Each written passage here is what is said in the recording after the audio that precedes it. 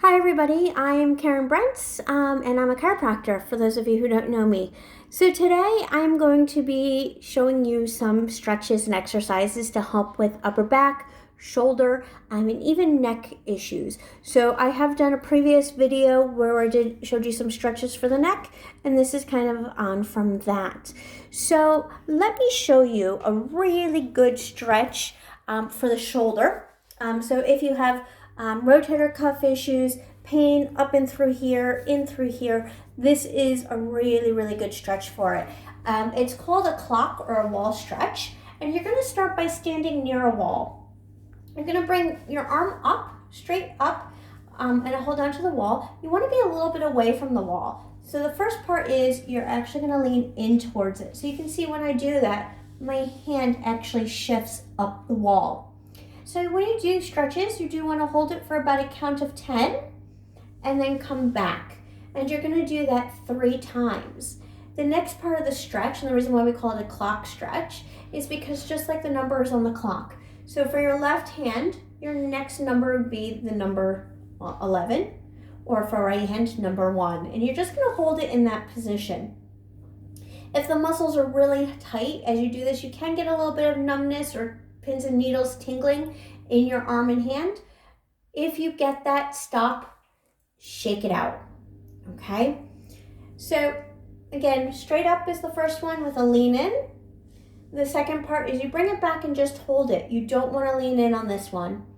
After you hold that for about a count of 10, you're going to come back to the next number, okay? And same thing, hold it for a count of 10. And the last one is you're going to bring it so it's straight back behind you. And again, hold that for a count of 10. Okay, and you can do that on both sides.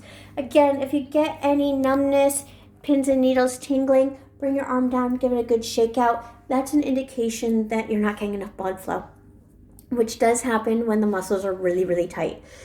So that's the first stretch, okay? The second stretch, and this is one that I have shown you guys before, but I'll show it to you again, is a door stretch, okay? So with a door stretch, you want to stand in a door frame. You want to bring your elbows up to shoulder height, holding onto the door frame, and you just lean through. And again, like I said, with any stretch, you want to hold this for a count of 10 to 15 and do it 3 times. With that one, a lot of times what I recommend to people is pick a door in your house. So one that you go into a couple of times a day. Bathroom door, bedroom door, both really good ones. And every time you go through the door, take 15 seconds and do that stretch. It will make a huge, huge difference to that muscle tightness. So those are the stretches.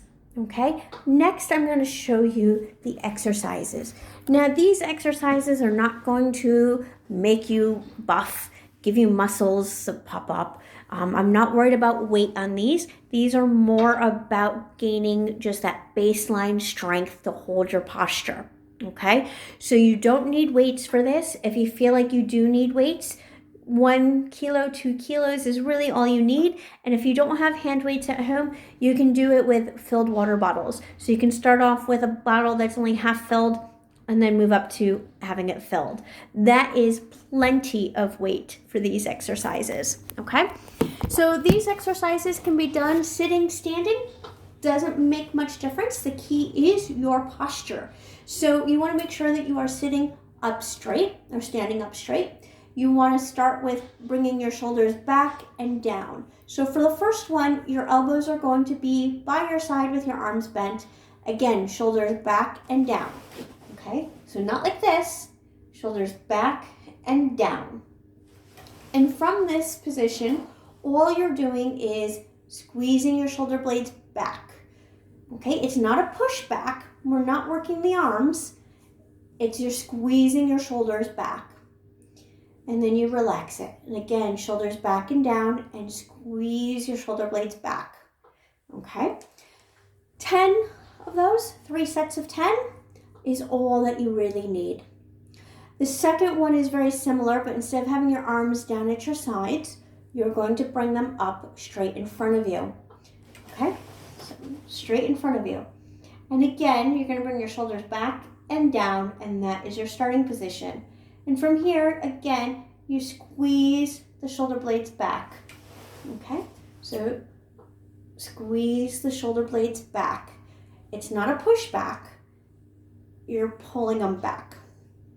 Okay? Again, 10 of those, 3 sets.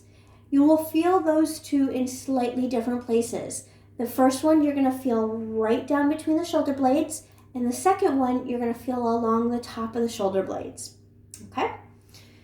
The next exercise is a really good one for people who have rotator cuff issues, especially if you have trouble doing kind of this motion or out like this type motion. Okay? These are really simple. Again, standing, sitting doesn't make much difference. And you're going to start with your arms in close to your body, and you bring your arms out and in. Out and in. And again, shoulders back and down. If your shoulders are like this, it's not going to work the way it's meant to. So shoulders back and down. Okay? These exercises are really, really good ones for upper back, shoulder. People who are concerned about their posture.